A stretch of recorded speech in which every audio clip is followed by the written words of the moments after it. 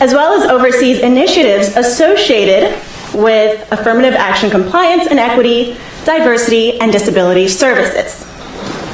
She has also served as Vice President for Development at the College Board, leading fundraising efforts and strategic initiatives focused on educational policy and college access. Furthermore, she has served in leadership roles for the Isles Inc., Indiana University's Philanthropy Institute, and the Princeton Area Community Foundation's Fund for Women and Girls. Please join me in welcoming Michelle Minter.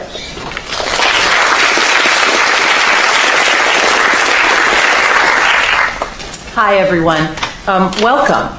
I'm pleased to be able to serve as the introducer and moderator for Professor Nicole Stevens of Northwestern University. Her talk is entitled "The Benefits of a Cultural Match, the Case for Social Class and Higher Education." And I'll turn it over to Nicole in just a moment. This is the second of the Inequality Science series. The first one, I believe, was taped, and if you're interested, I think it's on the African American Studies site. The sponsors of this series of programs are Psychology, African American Studies, and the Center for Behavioral Science and Public Policy. What I really like about this series is that it is identified as a forum for ideas, strategies, and new best practices to address forms of inequality on Princeton's campus and beyond.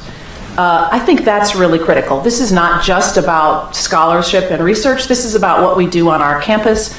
And if we are drawing the right conclusions from this, we're looking for the things that we can apply to our experience on campus. So that's what I'm going to be listening for, and I'm very appreciative to the organizers of the program for giving us this sort of opportunity. We are very focused on issues of social class inequality on our campus. We're doing a lot of work through the Dean of the College and through admission and through my office to think about low-income students and first-generation students, their experience prior to applying to college, and then their experience while they are in college. So I think this is a very timely topic. So I will introduce Dr. Stevens. Nicole Stevens is an associate professor of management and organizations at Northwestern University's Kellogg School of Management, with an appointment at the Department of Psychology. As a social and cultural psychologist, her research highlights the role of culture as a powerful and frequently neglected factor in motivating and explaining human behavior. Specifically, Dr. Stevens examines the role of culture as both a source of and solution to inequality. By using a wide range of methodologies in the lab and in the field, her work seeks to access the subjective psychological experiences of participants whose voices are poorly understood and often go unheard in psychological and organizational research. Furthermore, Dr. Stevens is a member of various interdisciplinary working groups that strive to achieve that goal. They include the Bias Interrupters Working Group, which seeks to reduce bias against women and racial minorities in the workplace, the Harvard Higher Education Leadership Forum, which seeks to solve problems in higher education through evidence-based solutions, and the Mindset Scholars Network, which seeks to expand educational opportunity through the science of psychological intervention. Nicole Stevens' work has been featured in leading academic journals across the disciplines and in top media outlets. She has also received numerous awards for her research from the Society for the Psychological Study of Social Issues, including the Louise Kidder Early Career Award and the Otto Kleinberg Intercultural and International Relations Award. Dr. Stevens earned her undergraduate degree from Williams College and her PhD in social psychology at Stanford University. Please join me in welcoming Nicole Stevens.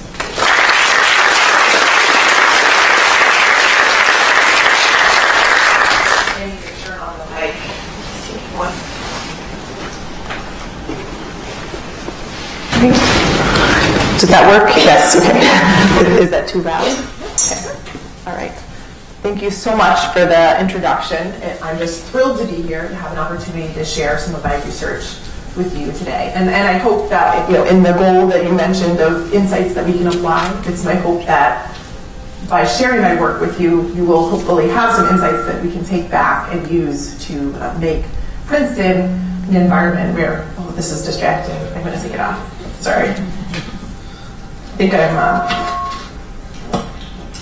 able to project without it just fine. Thank you.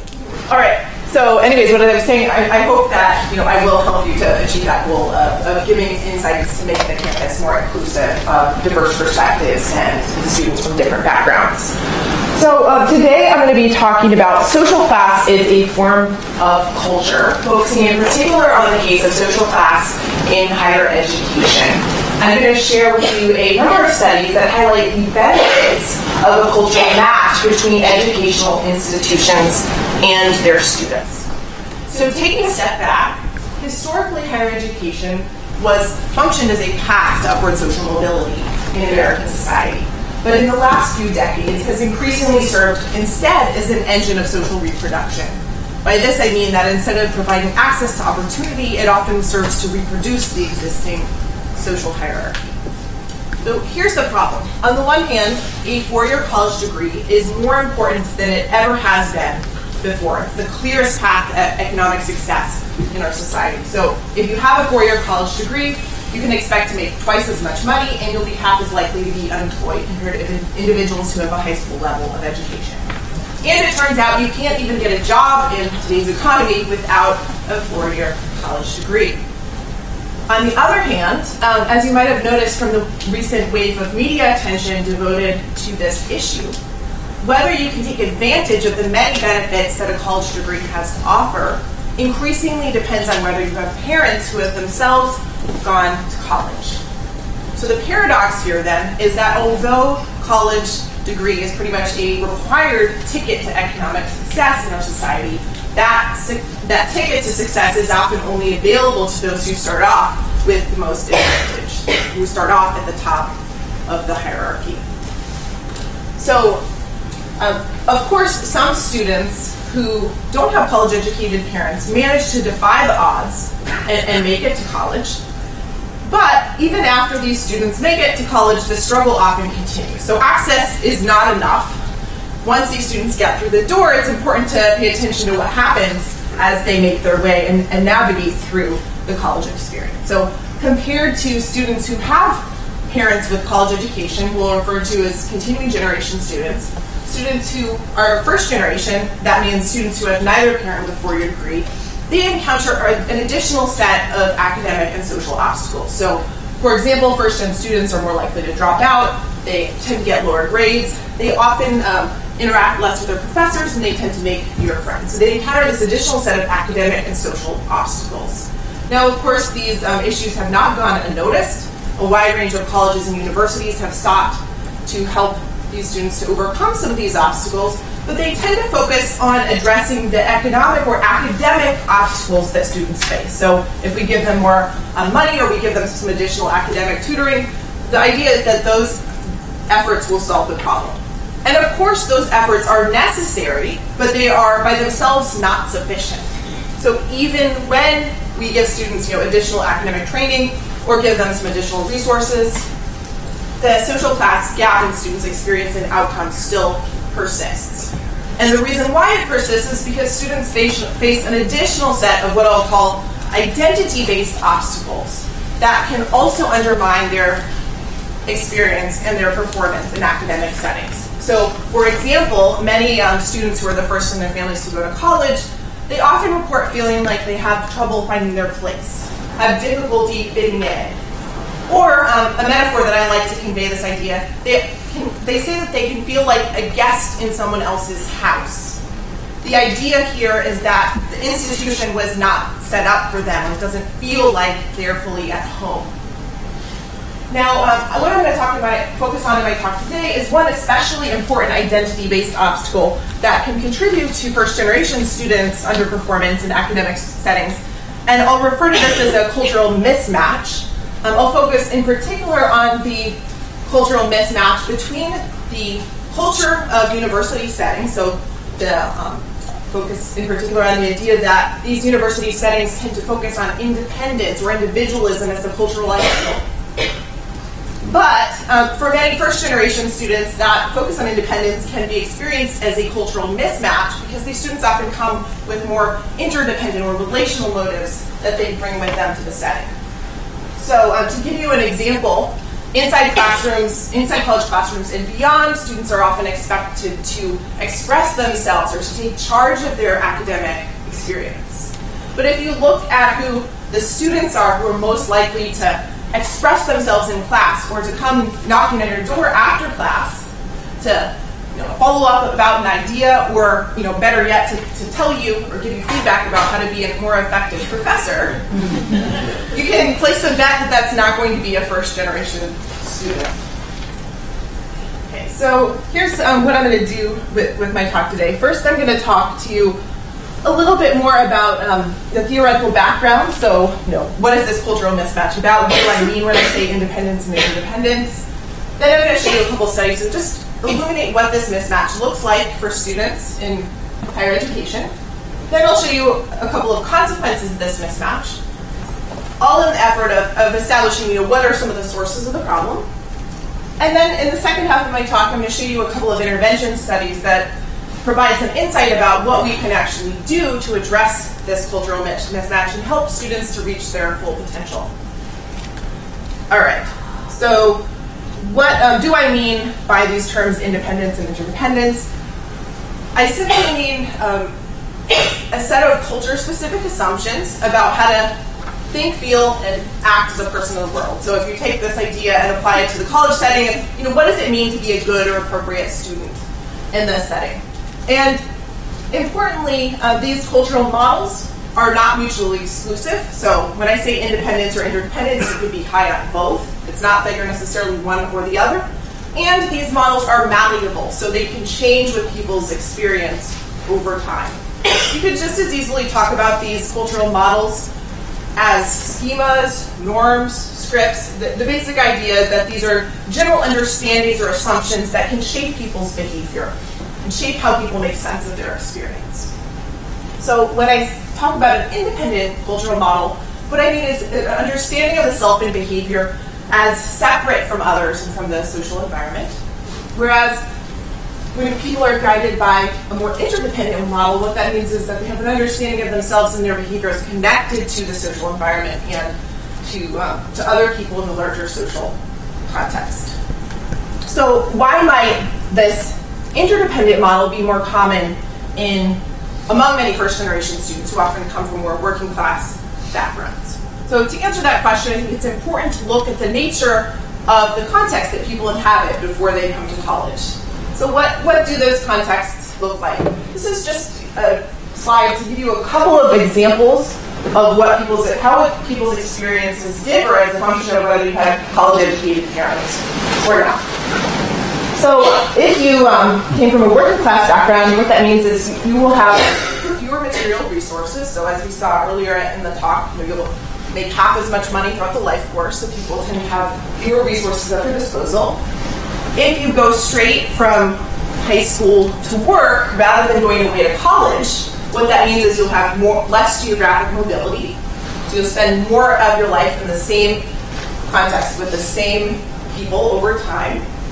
You'll spend more time with your family and your local network of community members, and less time with freely chosen friends who are kind of dispersed all over the country.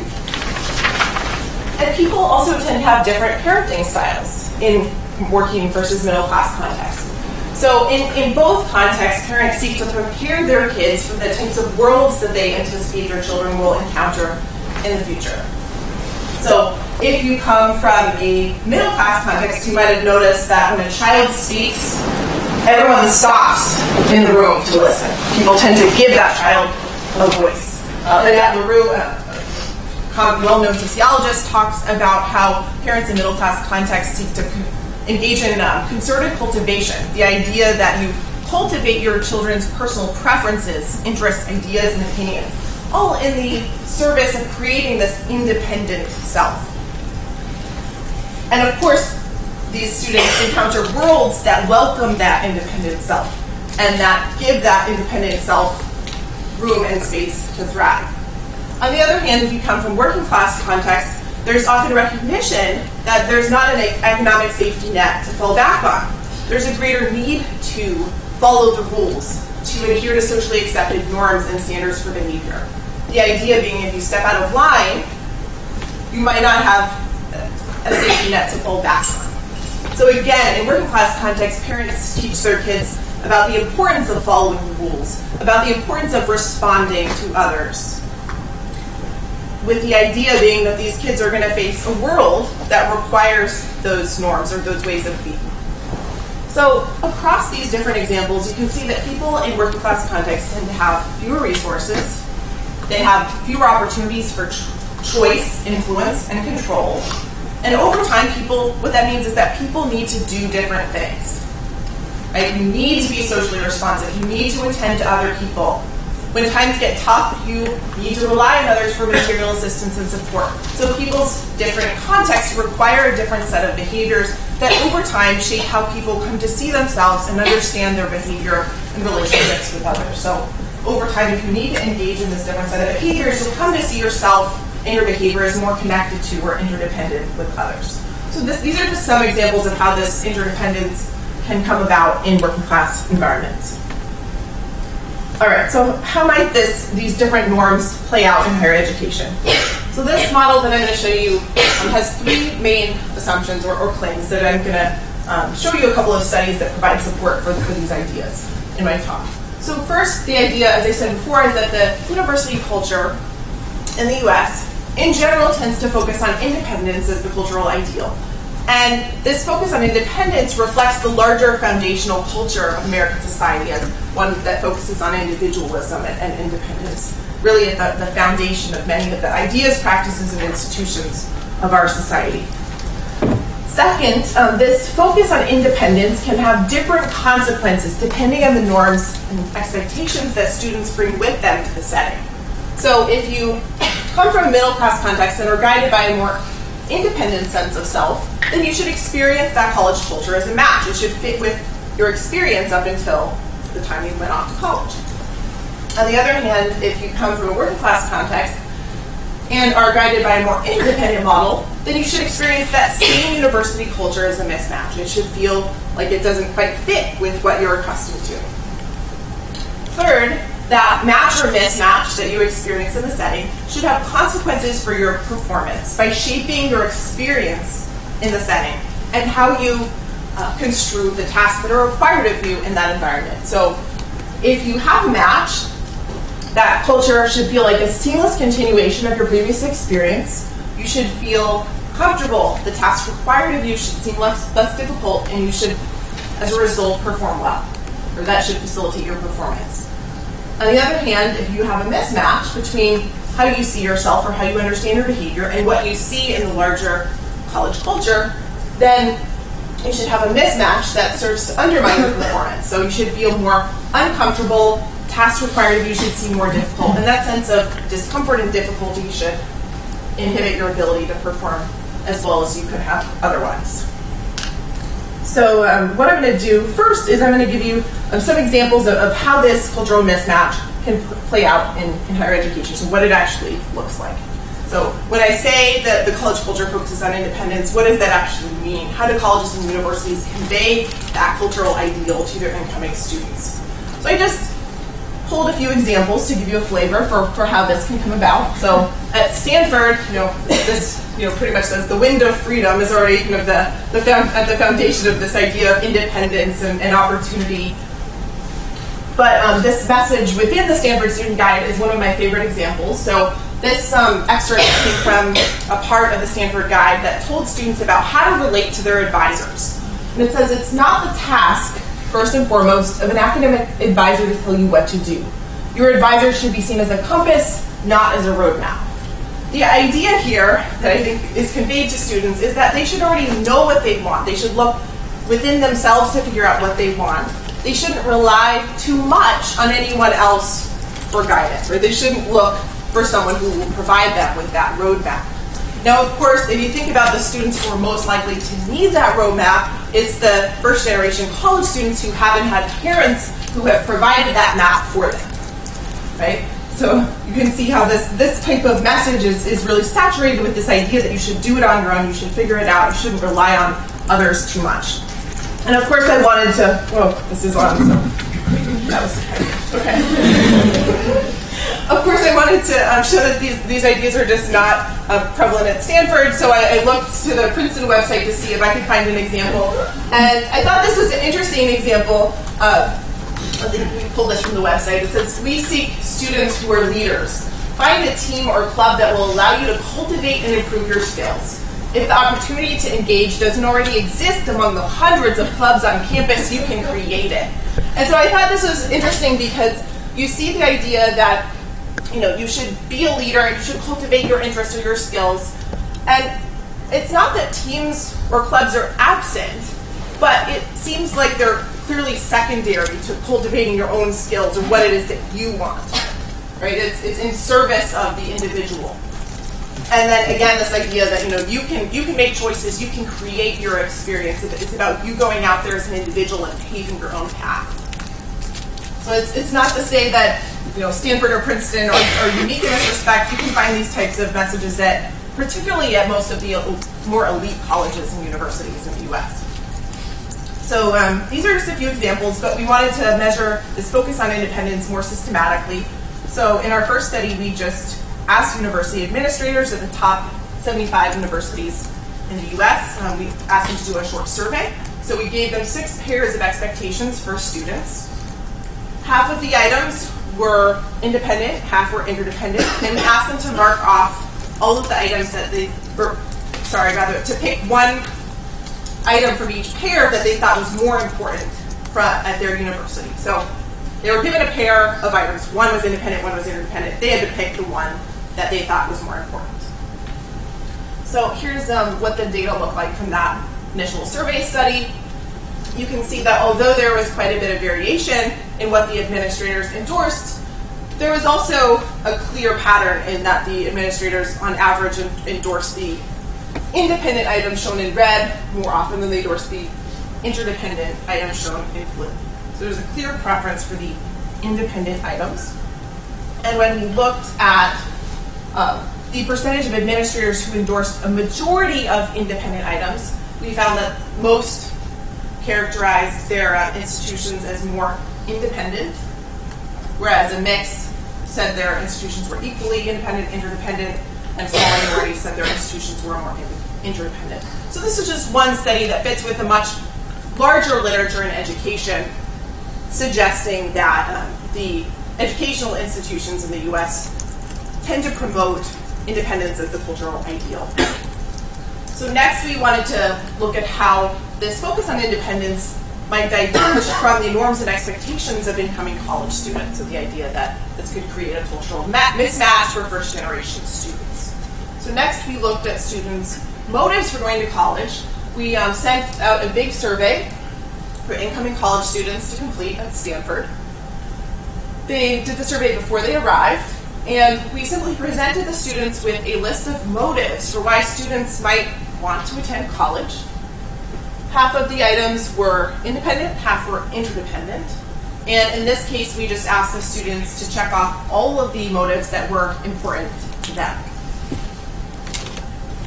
We expected that the first-gen students would less often endorse the independent motives and more often endorse the interdependent motives. So first, this figure here shows the independent motives for going to college. And you can see that overall there was a consensus. All students think that college, to some extent, is about exploring your individual self, learning more about your interests. But you can also see that across all of these items, first-generation students were less likely to say that this is what college is about compared to their continuing generation peers.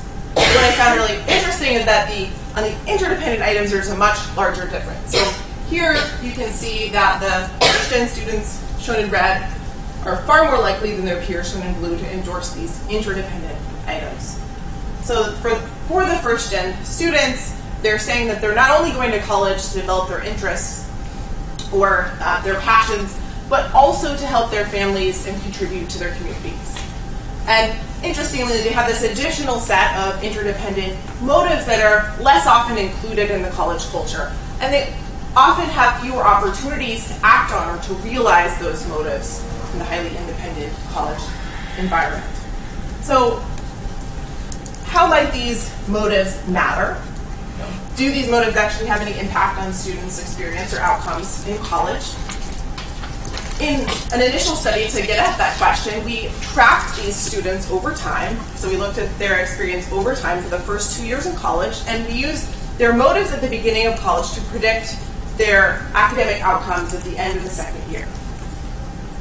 So using the same exact motives I just showed you, this is the relationship that I just showed you on those two figures. So students' social class backgrounds predicts whether they endorse the independent versus interdependent motives. We then use those motives to predict grades at the end of the second year. And interestingly, we found that the independent motives positively predicted their grades at the end of the second year, whereas the interdependent motives had a negatively predicted their grades at the end of the second year. And I think this is interesting because this set of findings makes sense if you think about this idea of cultural match or mismatch. So the more you endorse independent motives, the more you should experience a match with the larger college culture of independence, the better you should do. On the other hand, the more you endorse interdependent motives, the more you should experience a mismatch with that college culture, and that should hinder your performance. And we then looked to see whether these independent and interdependent motives could explain part of the relationship between social class and students' grades at the end of the second year, and we found that both of these sets of motives did explain part of that relationship. So these data are just correlational. So we wanted to understand in a more causal way whether this match or mismatch could impact students' outcomes in terms of their performance on a task. So what we did in the next study was we wanted to look more closely at the consequences of this mismatch by creating the experience of a match or mismatch in the laboratory and examining the performance consequences. All right, so what we did in this study was we brought students into the lab. We told them that we were interested in getting their feedback on materials for residential education. Their task was to read a welcome letter from the student guide. That welcome letter was either framed in an independent or an interdependent way. I'll show you what they look like in just a moment. After they were exposed to one of these two representations, they then did a series of puzzles, which we used as a dependent measure. So we just counted the number of puzzles that they got correct. And we also asked them some follow-up questions about their experience with the task. So here's what the letters look like. We took the original letter from the Stanford Student Guide, modified it. In the independent condition, we amped up the focus that was already there on independence. In the interdependent condition, we brought in or included the motives and understandings that we saw as being more common among first-generation college students in this setting. So you can see focus on community, connecting with your peers, and so on. We expected that the first-gen students would be disadvantaged by the typical focus on independence compared to their continuing generation counterparts. So here's what we found. On the y-axis, I have the number of Pangram puzzles that they solved correctly.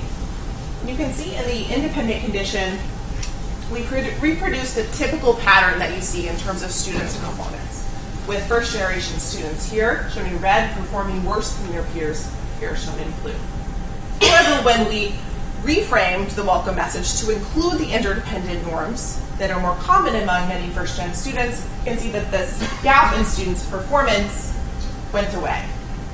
And this is just one example of a study that found this pattern of effects. And I don't have time to show you all of the studies that we've done in this area, but we have a number of other studies that show that you can get the same findings using different types of tasks at different types of universities, and also looking at different outcomes like physiological stress. So this is just one example to give you a flavor for what this mismatch looks like, but it does really generalize to these other types of tasks in different settings.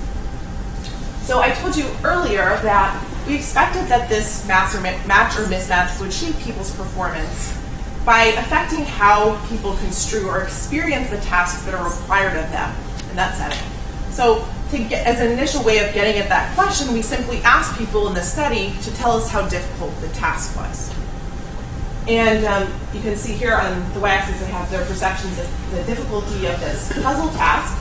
And you can see in the independent condition, first-gen students said the task was more difficult compared to their peers, whereas the opposite pattern emerged in the interdependent condition.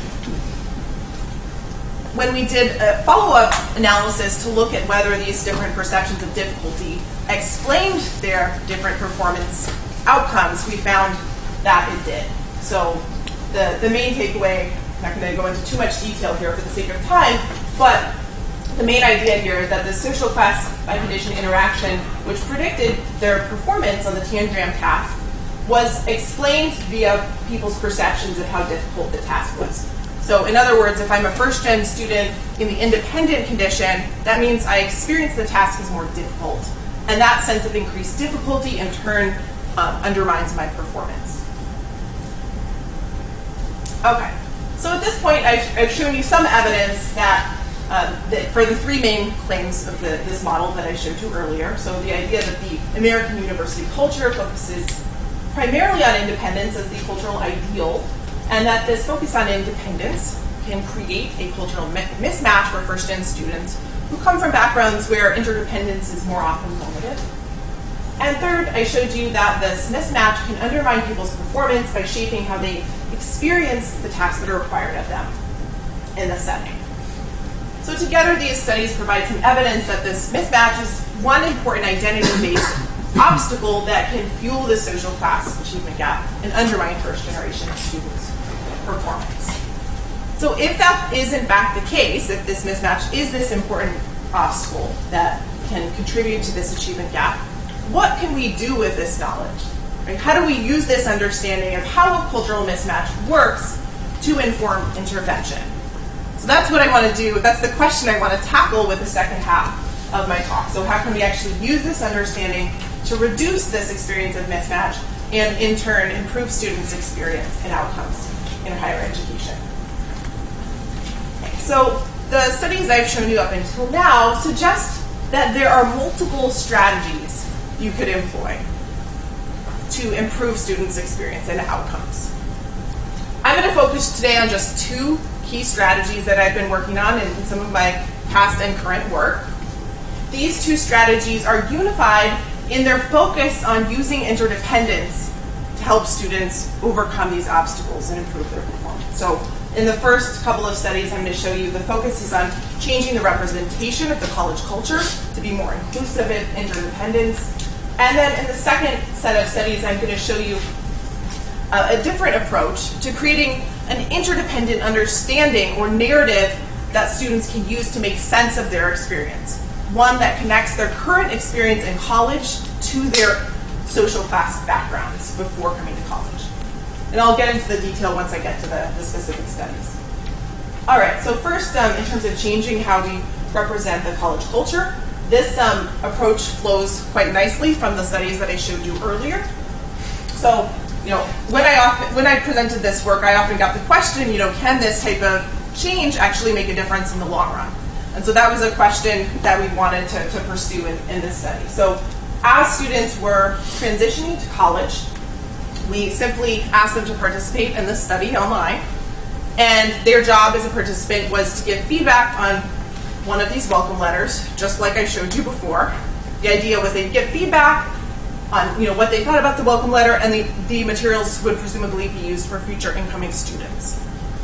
So they read a letter that was either framed in an independent or interdependent way, just like what I showed you earlier. They answered some questions about the letters, and then we looked at their academic performance at the end of the first quarter in college. Okay, so here's just, again, what the letters look like. Similar to what the letters look like from the Stanford study, just adapted to this Northwestern context. And we expected, based on the results that we had earlier in terms of the performance outcomes or the benefits of interdependence for first-gen students, we expected that first-gen students would get higher grades in interdependent compared to independent condition. And here on the y-axis, we have their fall quarter cumulative GPAs. You can see that in the independent condition, we reproduced a typical social class achievement gap. In other words, this is exactly what students' grades look like in the absence of intervention, so it's just reproducing the status quo. Whereas when we included interdependence, you can see that this gap went away, which is honestly, I can see some of you looking like you're shocked, and we were, to be completely honest, a little shocked ourselves. We thought that this certainly could have an impact, and we understand theoretically why it might have an impact. But given how big of an effect this had, we want to be sure that it's robust. We are currently in the process of trying to replicate it in a few different contexts to ensure that these effects do hold out. But at the same time, we're also interested in other questions, other related questions using this approach. So one question we often get is, do these effects extend to different types of colleges and universities? Would you see this effect only at the Stanfords and Princetons, that many of us inhabit, or would you also see the benefits of a cultural match at other types of institutions like lower tier state colleges or community colleges, for example? So that was a question that we were really interested in pursuing, and I'll show you a bit of data that relates to this question of different types of colleges and universities. So in this study, we partnered with a nationwide network of charter schools. In this case, I don't know if you've heard of it, but KIPP, which is the Knowledge is Power program. And the great thing about the students who are participating in this study is that they were about to go off to attend a much wider range of colleges and universities. So almost none of these students were attending the most elite colleges. They were attending much lower tier colleges and universities. Some of them were ranked and some of them were non-ranked. So that's the difference that I'm going to focus on in the data that I'll show you. We did the same type of thing during the college transition, where we gave students an online survey to complete. In this case, we used somewhat different methods to manipulate independence or interdependence. We asked students to read about how to succeed as a college student, and the behaviors that were needed to succeed were either framed in an independent or interdependent way. Same behaviors, framed differently. We then asked them some survey questions at the end of the first year in college. We had dependent measures like their self-reported GPA and a variety of behaviors. So here is what the primes or frames look like. We had some other materials in addition to this cover page, but I don't have time to go into everything. But the basic idea here is that all students got this message that gave them the keys to being successful in college. You can see in the independent condition, an example is use campus resources to pave your own path. So the typical independent message. Whereas in the interdependent condition, they got the same message about the importance of using resources, but it was framed as in the service of building a community. So the meaning of that behavior is different. So as I said, we exposed students to one of these two messages, and we looked at their outcomes over their first year in college. Interestingly, in this case, we found no effect on students' GPAs. So it seemed like in this context, perhaps students were dealing with other obstacles, like the ones I mentioned at the beginning of the talk. Perhaps they were dealing with the obstacle of not having enough resources, needing to work 3 jobs, or perhaps not having enough academic preparation to have certain skills that they might need to succeed in academic context. So we found no effects whatsoever for grades, but we did find a variety of really interesting effects for students' behaviors. So this is just self-reported behavior, but when we looked at things like the amount of contact with professors, we found really interesting patterns where the interdependence helped these students who were at the ranked or most prestigious colleges of the bunch compared to those who went to the non-ranked colleges, so the community colleges or lower tier state schools. So here's what the data looked like. This is times that students were in contact with their professors, and you can see in the nationally ranked group, I should also clarify, these are students who are all first gen and mostly racial ethnic minority students. I meant to say that earlier. So we're not comparing to continuing generation students at this point. This is all students who are first gen, mostly African American or Latino. So among the students who went to nationally ranked schools, you can see that in the interdependence condition, students were more likely to report having contact with their professor. So evidence that they're more socially engaged, they're better using the resources that are available to them. And interestingly, when we looked at the all other schools, so again, these are schools that don't even make the ranking. So that's the distinction here. Do they show up in U.S. News and World Report's ranking of colleges and universities across the U.S. or not?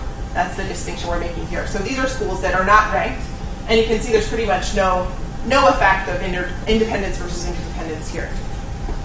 I'm going to show you just a couple of examples, but we have a much wider range of behaviors that students reported that follow exactly the same pattern.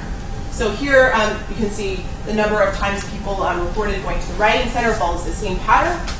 Among students who went to nationally ranked schools, interdependence seems quite helpful compared to independence, whereas this difference here was not statistically significant. So it seems, at least in this sample, that among the students who are going to nationally ranked schools, presumably where this cultural mismatch is most acute, and where issues of feeling like an outsider, feeling like you don't fit in, are likely to emerge, in those settings, interdependence seems to be particularly helpful. And one thing I didn't mention earlier from the administrator data was that we had some evidence when we did another study with administrators at lower tier institutions that this focus on independence does seem to be most extreme at the most elite universities. So presumably, if that's the case, then students will experience more of this mismatch and more of this sense of being not quite fitting in at the more elite institutions. So we're this is very recent data, and we're following up on these initial studies, but we are hypothesizing that perhaps there are other issues that are just more important at these non-ranked schools. Like I said before, if you're worried about paying the bills, or worried about making it to the next class, and you live off campus with your family, then fitting in with the campus community might not be your number one priority, and it might not be the way to most effectively help students in those contexts. Okay, so at this point, let me back up for a second. So at this point, oh yeah, question. So in a nationally ranked school, are the students more likely to be able to home than Yes. Yeah, absolutely. So when we look at the self-reported data about students' experiences in these schools, people's experiences are dramatically different. So, almost all of the nationally ranked students are on campus, away from their families. Students at all other schools are often still living with their families. And the task of being a college student in these settings is also dramatically different. So here it's more, the concerns are more about getting students to persist and make it through. Whereas in nationally ranked schools, it's often more about their academic performance and their experience of the setting, whether they're fully using the resources. So the nationally ranked you're trying to make it home. Yeah, absolutely. Yeah. It's a great question. Okay, so at this point, I've shown you a number of studies that suggest that small changes can go a long way towards changing students' experience and outcomes over time. And this work fits with a much larger literature in social psychology on intervention. And I know that you heard from some of the folks a couple of weeks ago, or whenever Greg, Jeff, and Valerie came. I'm sure that they told you a bit about the idea of recursive processes. So the idea that a small change can powerfully shift, a small change to the university culture or how you make sense of your experience can shift your trajectory. So if, as a first-gen student, I feel like I belong, then that initial change in fit at this key transitional moment can change my behavior. I'm more likely to go to get help from a professor. And when I get help or I change that behavior, that change will often have a positive self-reinforcing effect on that initial sense of fit. So you can create these positive self-reinforcing cycles of change by making a somewhat small change initially to students' framework for making sense of their experience. So that's sort of how I'm making sense of some of these initial results in terms of these cultural match interventions. And I also wanted to mention that although this work suggests that small changes to the university culture can go a long way towards changing students' experience, it seems like they might only make those changes in this particular academic context, right? We're just making a change to how students experience this particular setting. But what happens when students go off to the workplace? What happens when they go to graduate school? As educators, we were really interested in learning in some of our other work that I'm going to show you, whether we can give students a broader framework for making sense of their experience, for actually understanding the obstacles that they face in a way that could transcend context. So going beyond these kind of small changes to how you perceive your experience to actually better understanding or learning why you face the obstacles that you do and what you can do about it. So that's the approach that I'm going to focus on in the next couple of studies that I'm going to share. We focus in particular on this idea of, could we provide students with an interdependent narrative? Could we help students to connect their current college experience to their previous social class backgrounds? The idea here is that, if you're a first-gen student and you're just entering college, the dominant narrative is often all about you as an individual. So I already showed you, the idea you can pave your own path, do your own thing, make your own choices, but it's also often the idea that it's the best and brightest who are here, that you made it here because of your own effort or your merit or your abilities. And so when students face challenges, when they rely on this dominant narrative, it's very easy to say that, I'm having a hard time because maybe I'm not cut out to be here. Maybe I don't have the skills that I need to succeed. So one goal we had in the study was to challenge this dominant narrative. Could we instead help students to understand that some of these obstacles are normal for a student who comes from their background, and that there are in fact strategies that you can employ to be successful taking your background into account. So that's the general approach that we brought to this study. So let me tell you what we did. We brought students in just at the beginning of college to learn from their junior and senior peers. So we told them nothing about being a first generation student. We said, come learn from your peers how to be successful in this student program. So our participants were half first generation and half continuing generation. They participated in the student panel at the beginning of the fall quarter. The panelists who told their stories in the student panel were junior and senior students who had been successful at this university, and they simply shared their stories of how they adjusted to college, how they navigated through their college experience. To give you a better sense of what this looked like, here was our student panel at the front of the room. So we had 8 student speakers, 3 of whom were first generation, the rest were continuing generation. They were diverse in terms of race and gender. You can see there's a moderator over here who was responsible for asking a series of planned questions.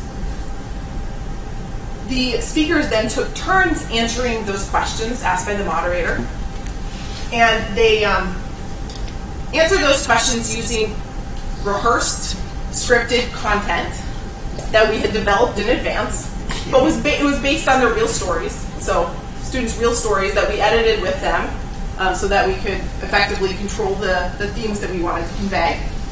They delivered the material, however, as though it was off the cuff. So they just looked out there in the audience and shared their stories. Our participants, you can see, are just out here in the audience listening as the student panel shares their stories about how they adjusted to college. There were 2 conditions. So this is our treatment condition that we expected to benefit first-generation students. In this condition, students' stories highlighted how their different social class backgrounds shaped their college experience. So in terms of the obstacles that you might face as a first-generation student, the strengths or positive aspects that might come from your background, as well as what you might need to do to be successful taking your background into account. So that the key idea here is that students' backgrounds are made salient and connected to their current college experience. The contrast between students' stories in this condition illuminated how your differences could matter. And so students are getting a framework to make sense of their experience and to make sense of those experiences in terms of their different backgrounds before coming to college. Now, in comparison, in the control condition, the same student speakers shared stories of how to adjust to college, but the key difference was that they did not talk about their social class background. So in this case, you just got general obstacles, general strengths, general strategies for how to succeed, but no mention of anything about students' backgrounds before coming to college. Is this making sense? Questions? All right, so just a couple of examples to bring this to life. In the difference education condition, where students talk about their backgrounds, in response to this question about an obstacle you faced and how to resolve it. This first-gen student said, because my parents didn't go to college, they weren't always able to provide the advice I needed. So it was some concern to figure out which classes to take and what I wanted to do in the future.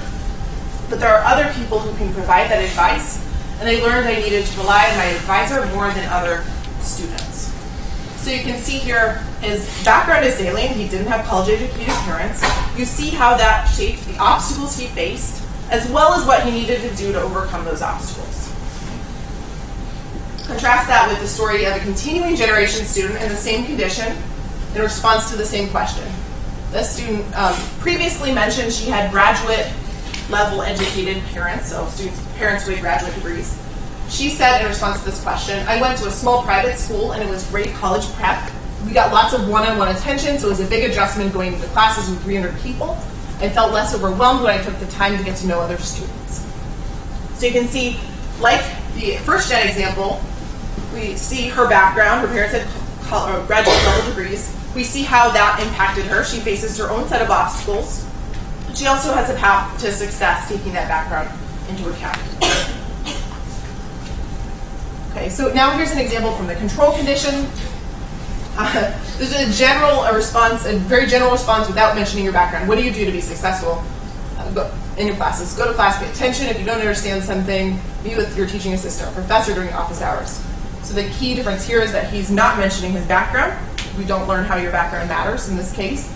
Importantly, though, you get the message about what to do.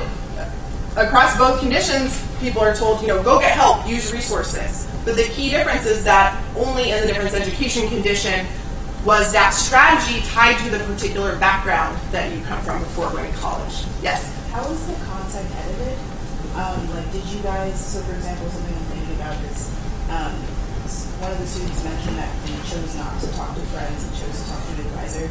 Did you guys edit that to make sure that sort of those things were? Yes, so we edited the stories so that the recommendations were actually good recommendations that students should follow. If there was advice that seemed like it was shaky in terms of whether it would be effective, we would remove that. But we worked together with the students to make sure that they still felt comfortable with the advice. And other things we could remove were, if students said something that sounded like it was just overwhelming or threatening and there was no path to fix the issue, then we would also remove those types of stories, because we wanted any obstacle to have something to actually do to overcome the obstacle, to ensure that students would be empowered rather than threatened.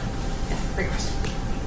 All right, so we expected that this difference education intervention would help students to better understand how their different backgrounds matter in college. And that as a result, first-gen students will be better equipped to navigate their college experience more effectively and ultimately improve their performance, and in the process have a better overall college transition. We tracked students throughout their first year of college. We looked at their academic performance. We got their actual GPA from the registrar. We looked at the strategies they used, so were they actually using resources more effectively? And we looked at a number of indicators of the quality of the college transition using a survey that we administered at the end of the first year. So first, looking at students' grades, you can see in the standard control condition, we replicate the typical social class achievement gap. This is what students look like in the absence of intervention. So we actually looked at the campus-wide control, and they look exactly like this.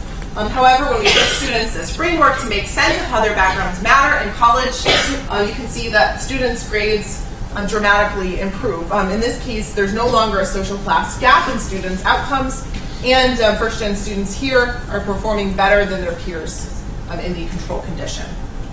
We look to explain these outcomes by examining students' use of resources. So I said before that one hypothesis we had was that this understanding of how your background matters could equip you to better navigate your experience. So we expected students in the difference education condition, the first-gen students would be better equipped to use the resources that they had at their disposal.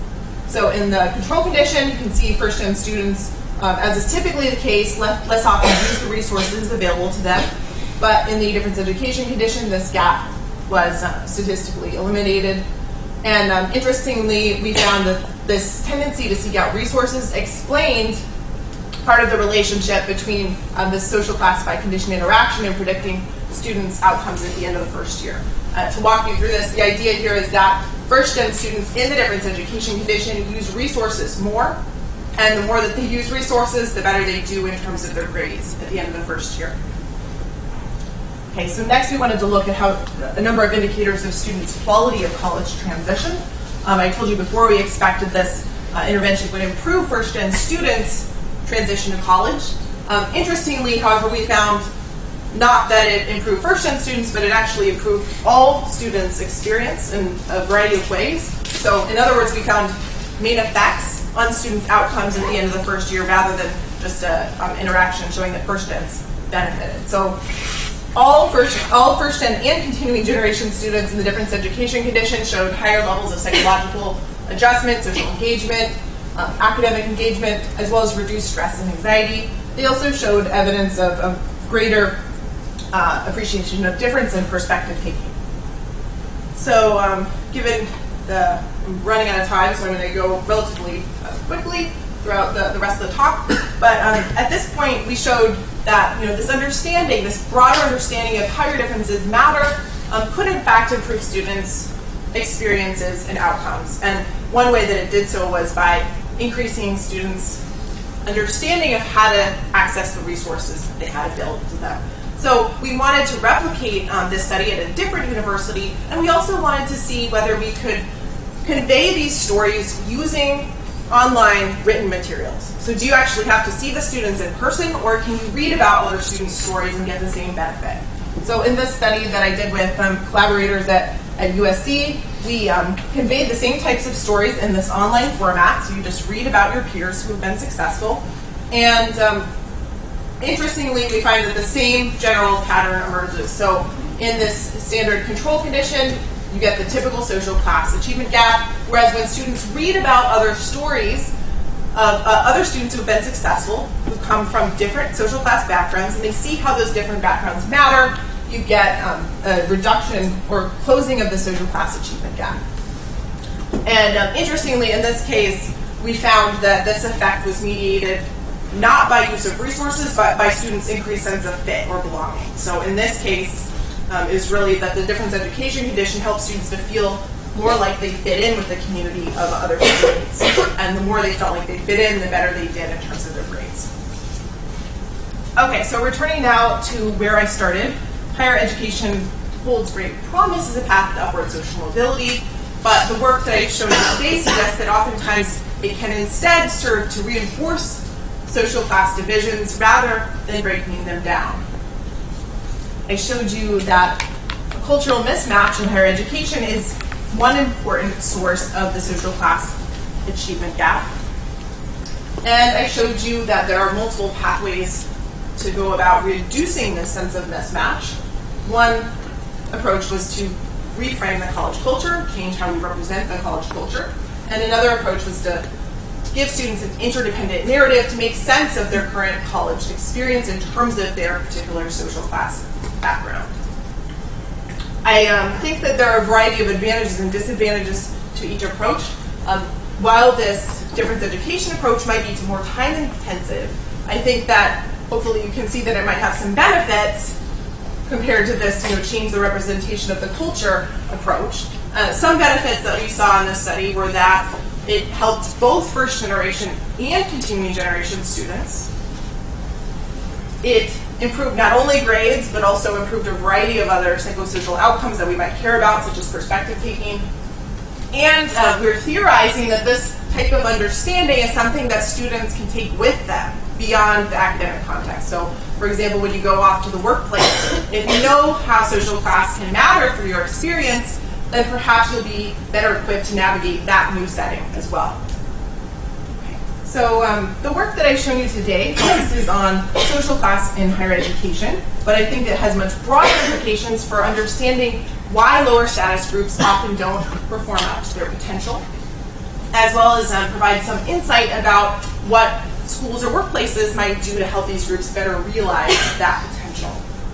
So when we ask why lower status groups often do not perform as well as they could, I think this research suggests the importance of going beyond individuals to examine the role that institutions play in maintaining or recreating inequality.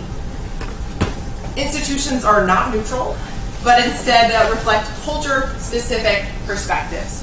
So when we ask what it means to be a good student, we might consider whether it always means paving your own path, and whether it might also include developing a community or working together with others. My point here is that institutions often unknowingly reflect the perspectives of individuals who come from groups that have higher status or more power in our society, while they often at the same time tend to exclude the voices or perspectives of those who have less power and status. In doing so, they can often inadvertently recreate the very inequality that they hope to reduce. In terms of what we can do based on this understanding, I think this work has a variety of implications for how we can better leverage the potential of these groups. My work provided two potential strategies. One was to diversify the culture of school or workplace, and the other was to take seriously how different backgrounds matter and attend to those differences rather than trying to cover them up. I think that both of these approaches provide us with some insights about how we can create more diverse and inclusive environments in which a broader range of students, or employees for that matter, could feel like they're part of their institutions and truly at home rather than feeling like guests in someone else's house. All right, that leads me to the end, and I think I went a little bit over, so thanks for your patience.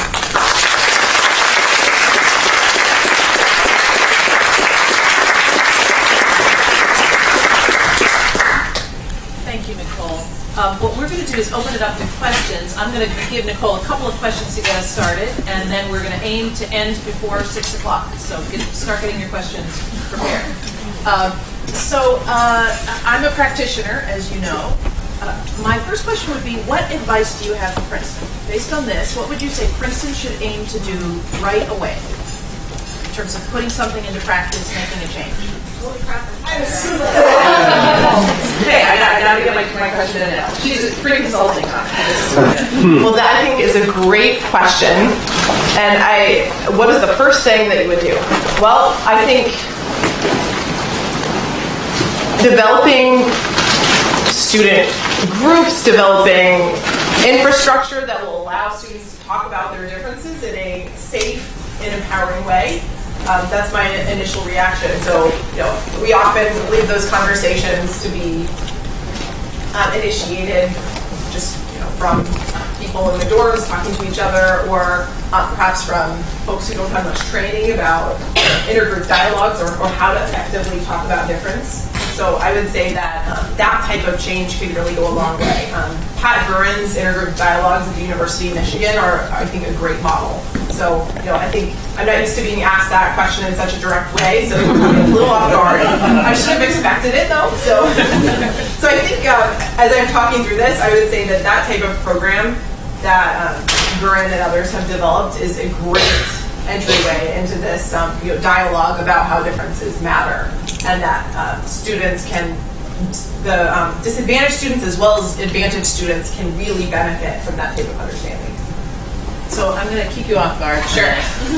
See if I can. And purposely be a little provocative. So if I'm a Fox News commentator, and you were on my show talking about your work, what I would perhaps argue is that this is really about values. That interdependence and independence and individualism are core American values, and that's what makes us exceptional here in America. And that this interdependence thing, this is where poverty comes from, or something. And that therefore, instead of coddling students with this interdependence, we should be training them to be more independent. How would you respond to that kind of values-based critique? I'm not saying that's my opinion. I think it's a great question, and definitely one that comes up on occasion, particularly if you have economists in the room. So I think that what I would say is that, of course, students need to develop independence. However, that's something that can be developed over time. And I think that when students first transition to an environment there needs to be an effort on the part of the institution to give those students an opportunity to feel like they belong and to feel like they can fit in and succeed there. And if students show up and on their first day they're told that independence is the only right way to do things, then I think you're going to lose a lot of talent. You're going to lose out on a lot of potential that is there and that could be leveraged. So, I mean, you could also frame the question in terms of how can we best leverage the potential of individuals who come from different backgrounds. And if you care about fully leveraging that potential and not missing out on what a lot of these students have to offer and the diversity that many colleges and universities strive to achieve, then I think you have to meet students where they are, at least initially. And that, I said earlier in my talk that these cultural models do change, and to be able to make it through college and then to be able to make it to the workplace, students do develop independent selves. They'll cultivate and develop those skills over time through their experiences throughout college. And I think this is really about giving students an initial feeling of, we're part of this community and taking their perspectives into account in order to do that. Great, yeah, thank you. Yeah, we'll open it up now to questions from the floor. Hi. Hi. I'm Jim Floyd. I'm the class of 1969, and I and other Black alumni have a lot of advice for Princeton. In essence, the relevance that I see is year before last, online was a posting called I Too Am Princeton. What struck me is that many of the things that the students said a couple of years ago were things I have known kids to say in the 90s, the 80s, the 70s, and the 60s. When I came here, we were 16 of us in a class of 850. I don't know who may have been first generation, but I do know that most of us had not had experience with this environment.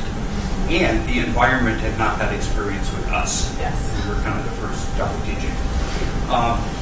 To shorten this, what President Goheen, our president, in his wisdom did was he hired a man named Carl Fields, and he was known to many of you, who in essence worked in the financial aid office, so he was visible. He was not a diversity guy.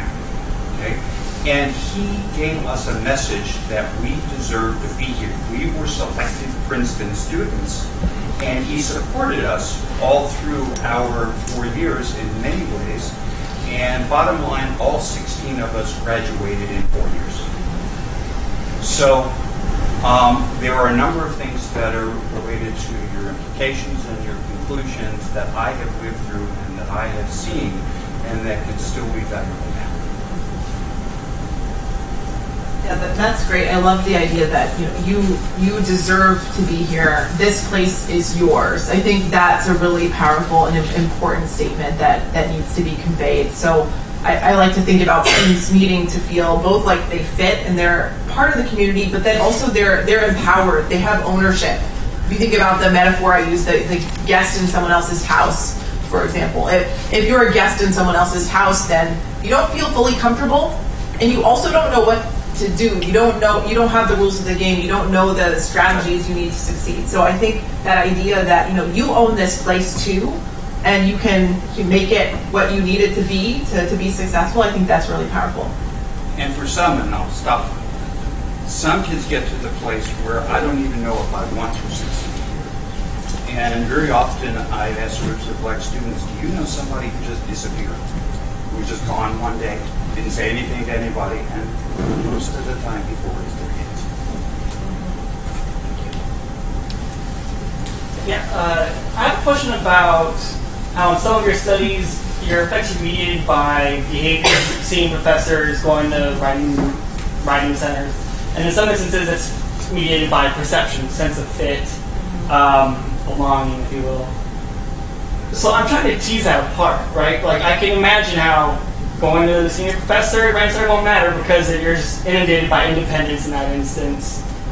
I can see how maybe the opposite might also be the case. So I'm just curious if you have thoughts about that. You in your example of being a guest in your house, you talked both about perceptions and behaviors. Is it really, let's get these students to go office hours more and this is the means of doing that? Or is it, let's get them to feel like they belong? I'm just kind of trying to get your thoughts on it. Yeah, that's a great question. So I think it's both. I think that both of those behaviors and perceptions that you're talking about tend to reinforce each other.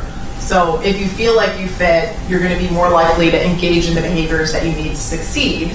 And if you engage in those behaviors, you're probably going to be more effective. So if you get help during office hours, you probably will perform better on your exam.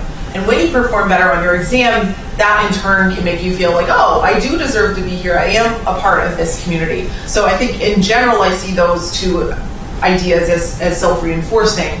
But then in terms of the actual studies, I think that both probably matter, but whether we're able to capture a given mediator in a given study is another question. So I think it's just a matter of what we happen to capture in a particular study. But the way that I would see things is that most of these interventions that I've shown tend to foster a sense of fit, and then when you feel fit, you do change your behavior, and then it builds on that fit. And just to follow up on that, I wonder if you looked at or plan on looking at perhaps behaviors that are more interdependent in nature. So maybe for some students, it's not going to see a professor, but it's joining a group or building a sense of community. Have you looked at that type of behavior? Yeah, that's also a great question. And in the study where we had the KIPP students at all different types of colleges and universities, I only showed you a couple of examples of our data, but in that study we found that the interdependent message among the students who were attending nationally ranked schools, that interdependence improved all kinds of behaviors that included greater engagement with community. So it not only included things like going to get extra help, but it also predicted whether people were more likely to engage in community service or to be more engaged in other ways as well. So, or service within the college context. And so the idea there is that overall people are just being more engaged in a variety of ways. So I'm a first-gen alum. My question is, what are your thoughts on transition programs? So when I was here, I don't want to step on any administrator's toes. When I was here, I went through FSI, which is Freshman Scholars Institute. I don't know if they still have it here. They do. But I felt that it was sort of mixed. So I felt, my experience was, I felt like I benefited some, but I felt holistically the overall effect of it was made me feel like first off, it was a lot of Black students and Hispanic students, and mainly all of us were first generation. I felt like it was very ghettoizing, and as soon as I left, so we were here for 6 weeks or something before school started. So we knew each other, we were familiar with this place. There were a lot of benefits to the program. We got 2 extra courses out of the way. But when school started and we were sort of now integrated into the larger campus atmosphere, we had those friends still, and it was really hard to sort of move away from the FSI crowd.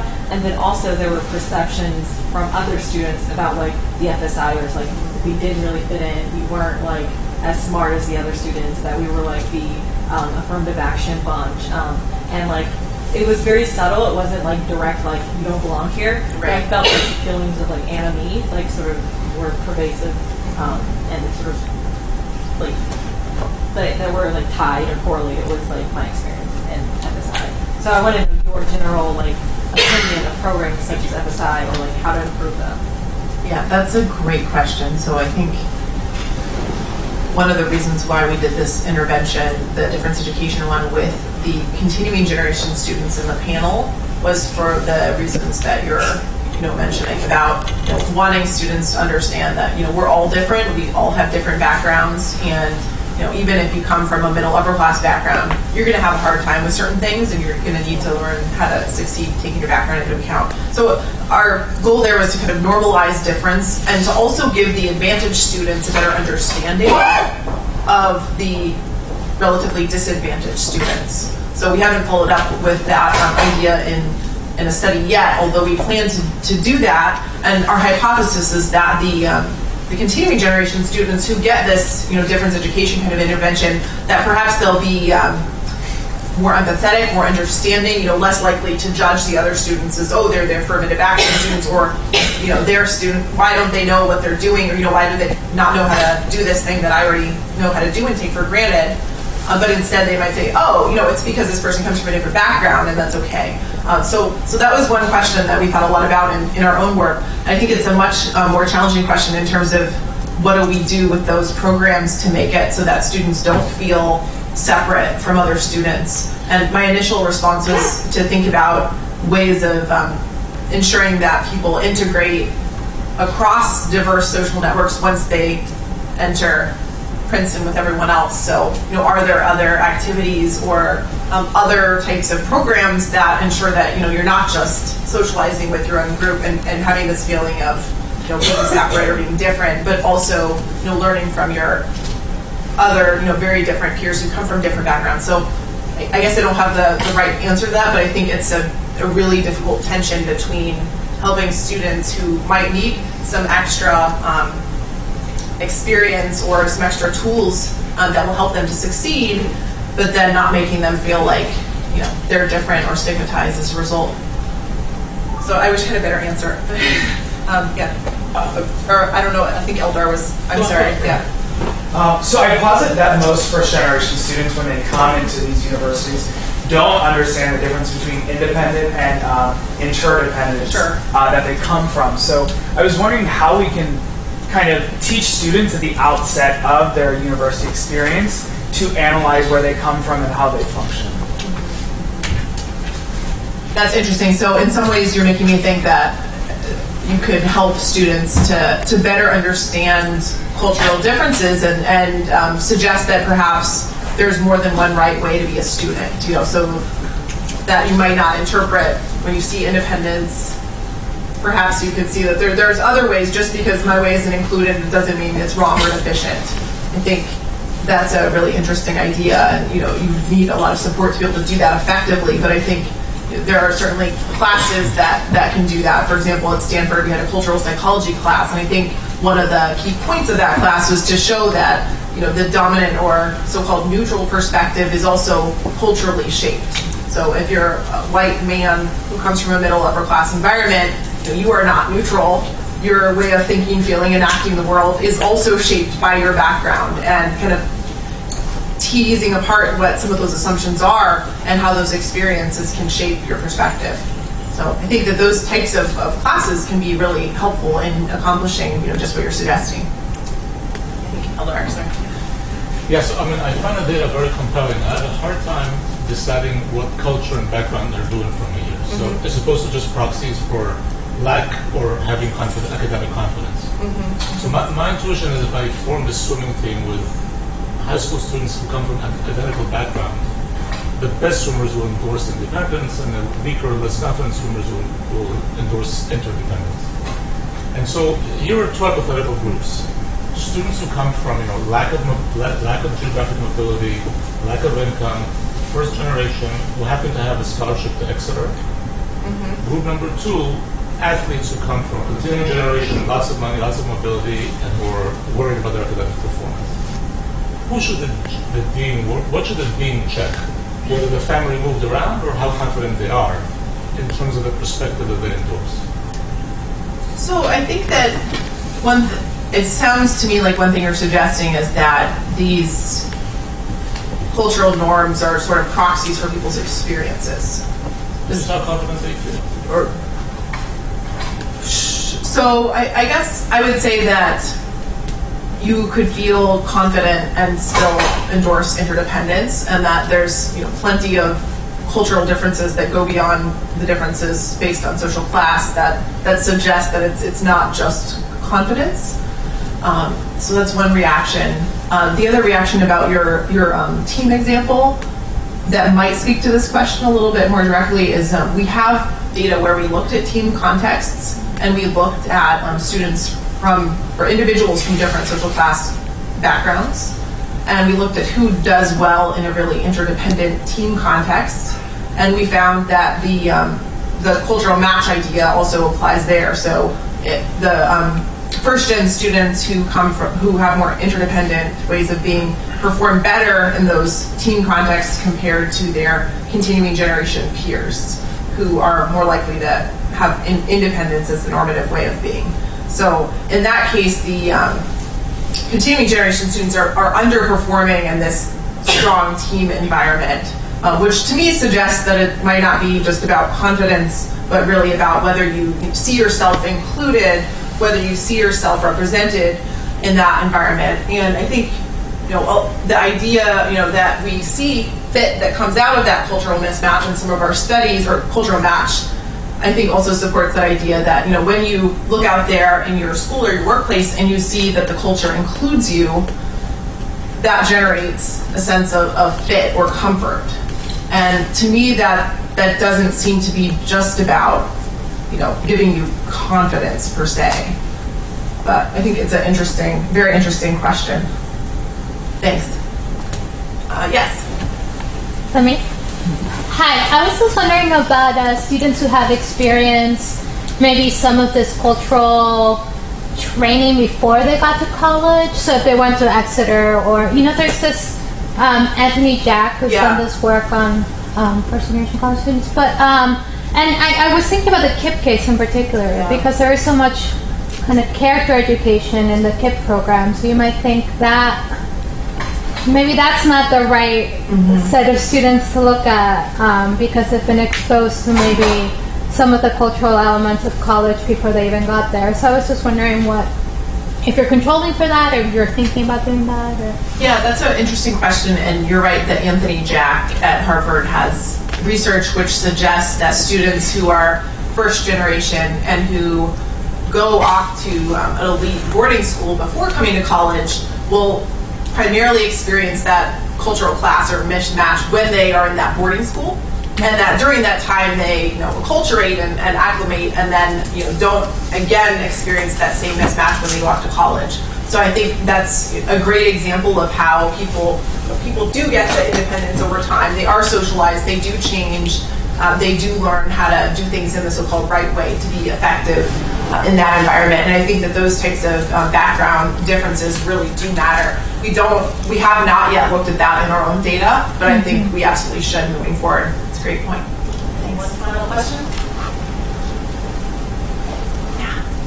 So I actually have a question about the continuing gen students in the study, and about the matching, because it didn't seem like there was much statistical significance different in the continuing gen students when they received the interdependent material. Right. Which, I kind of generally understand in terms of, that population might not be as kind of particularly vulnerable to those materials. But I wanted to know if you had any other hypotheses as to why, if there's enough other cultural material that the students are getting that kind of give that message of independence, or? Yeah, I think that's a great question. And the way that I think there's a variety of ways to interpret that finding. But one way to interpret is that the larger institutional context in which students, the institution they're attending matters. So, if as a continuing generation student, you're constantly reminded that you fit in, you belong, you're always getting messages about independence that fit with how you see yourself, and then you have one deviation from that, you get an interdependent message. Perhaps that's not going to be as meaningful as, as consequential for your behavior as someone who goes around their college environment and is regularly reminded that maybe they don't fit in or they're not included. And so our interpretation was that, if you were to take a continuing generation students and you take them to an HBCU or a tribal college, that might be the full comparison, where the institutional context doesn't include them. They don't see themselves included, and then they get a message that reminds them they're not included. In that context, I would expect that you would see a decrement for continuing generation students in the face of interdependence. Thanks. Thank you very much, Nicole.